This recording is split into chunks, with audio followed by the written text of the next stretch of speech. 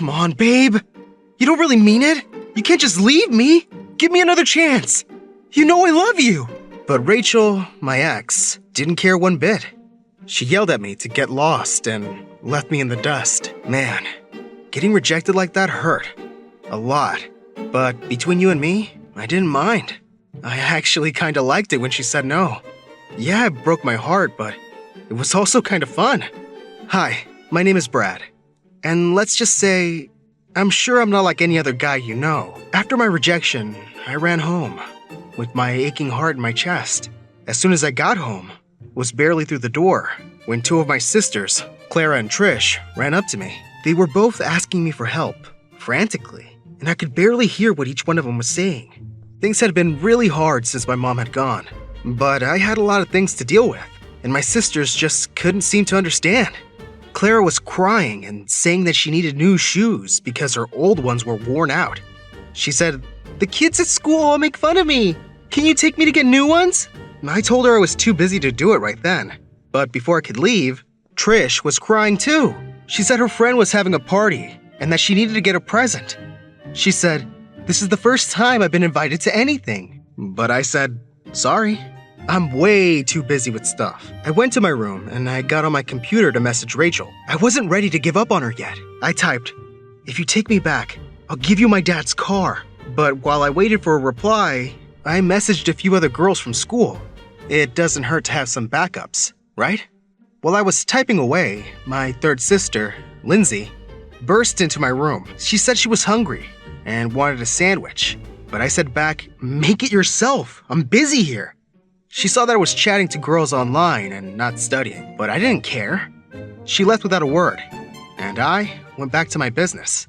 Eventually, Rachel messaged me back and finally agreed to meet up with me the next day so we could talk. Jackpot. Just then, my dad suddenly appeared in my room. I quickly made it look like I was doing homework on my computer. He started yelling at me. He called me lazy and selfish, saying I never did anything to help since my mom had passed away. I shouted at him, "Leave me alone!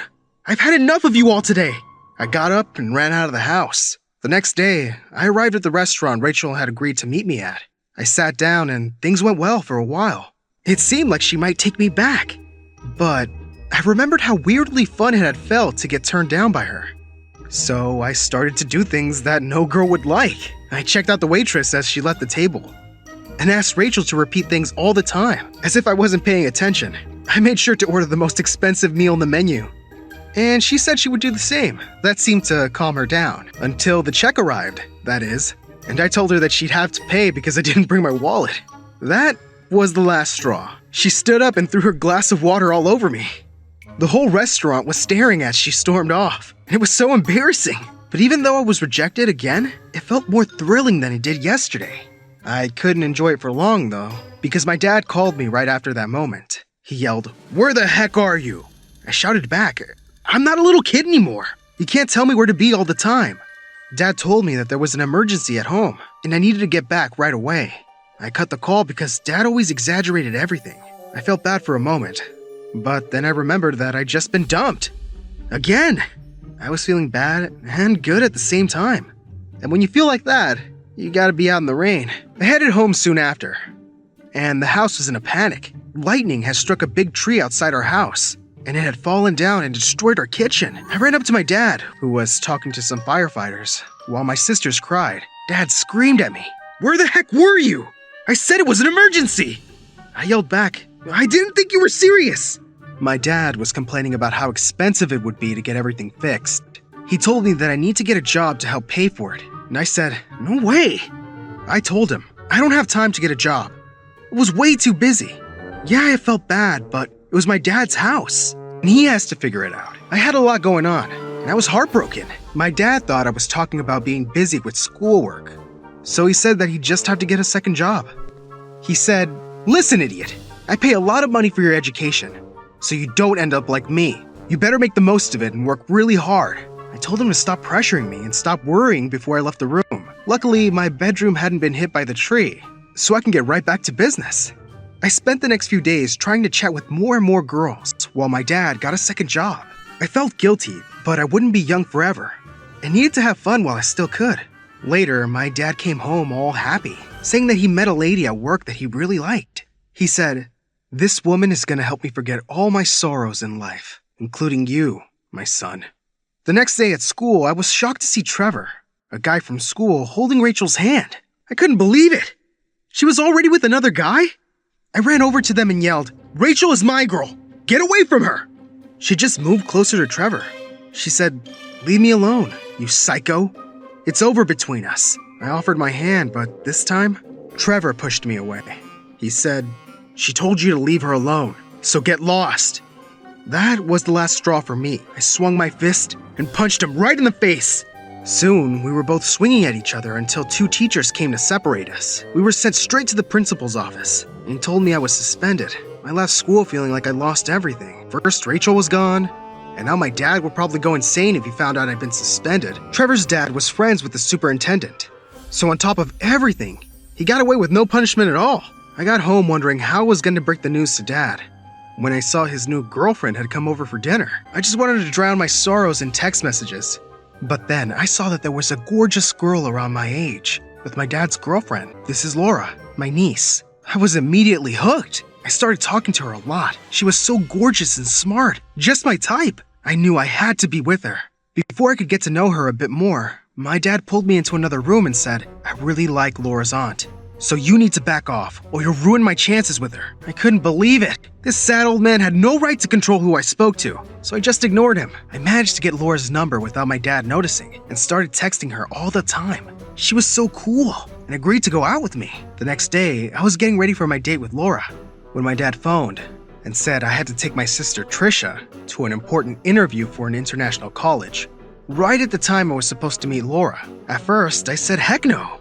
But my dad said, "I had enough of your stupid games and excuses. I'm not asking again. Take your sister or else. This is important for her future." I figured I had enough time to meet Laura and still get Trisha to her interview, so I took her with me to the mall. I told her, "Just keep your mouth shut. I have to see someone real quick." I met Laura and she looked even prettier than she had before. I couldn't believe I was on a date with her. She looked at Trisha, and I had to come up with something fast. I said, "That's my sister.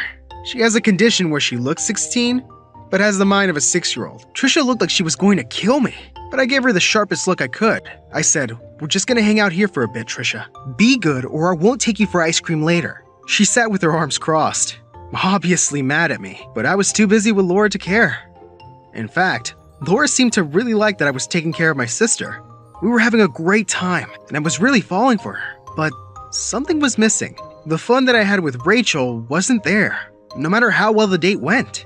At the end of the date, Laura gave me a hug and said she'd like to see me again, and it left me with mixed feelings, to say the least. Right after my hug, Trisha ran up to me, furious. She just looked at her phone to check the time and was really panicking. She yelled, "We're an hour late for my interview, and it's because you're so busy with girls. I'm gonna miss my chance and it's all your fault." I told her to keep her voice down, and we left, but it was too late. The next day, my dad got home in the afternoon, and he stormed into my room, angrier than ever. Trisha had told him about her missed interview, and he also found out about my suspension. He was screaming loud enough for the whole world to hear. "You're so selfish! Why can't you be responsible and stay out of trouble?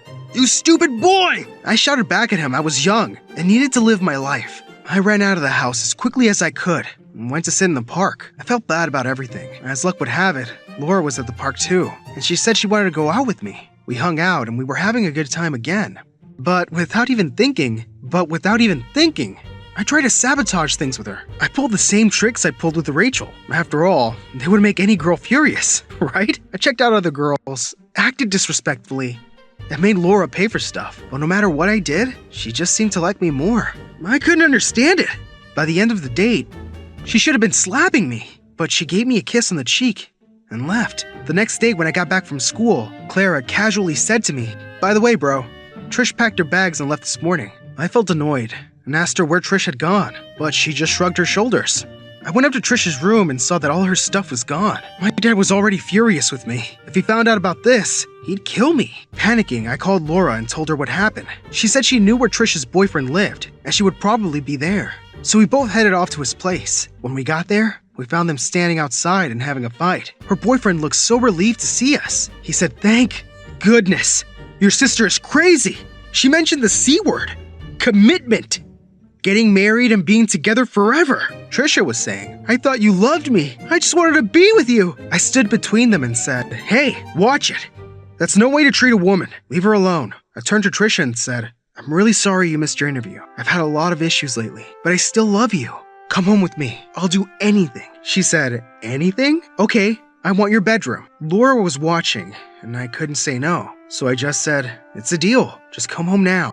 She agreed and we started to head back. I wasn't actually going to give her my room, but it made me look good to say it. Laura was definitely very impressed with me as we left. I even got a quick kiss. We drove back home and made it before my dad found out. At the front door was Rachel, looking furious. She said, is this another one of your targets? Laura asked what the heck she was talking about. Rachel said, Brad is a crazy psycho. He treated me like garbage, refused to leave me alone, and then tried to beat up a guy I was with. You should stay far away from him, or he'll treat you like that too. I thought that Laura would leave immediately after hearing that. But instead, she walked up to Rachel and said, maybe you're just too stupid and shallow to understand Brad. He's complicated, and I love him just the way he is. Before Rachel could even reply, we heard a huge crashing sound from the living room. We ran in to see my dad's girlfriend storming out. She was yelling, I can't believe you said I eat like a cow. You jerk! I don't even want to see her face right now. She shut herself in the bedroom. My dad knocked on the door. He was saying, open up! Open the door! I'm sorry! He saw us standing there and smiled. I don't know why, but I kinda like it when she yells at me like that. Rachel took a step back and said, what the heck is wrong with this family? Then she ran out the door. We all couldn't help but laugh. I've been seeing Laura for a few weeks now, and we're really happy. Since I've been with her, I haven't wanted to spend all my time looking for girls. And my dad is happy that I'm helping around the house more too. Things finally feel less crazy now that I found Laura. It feels great to be with someone that finally understands me.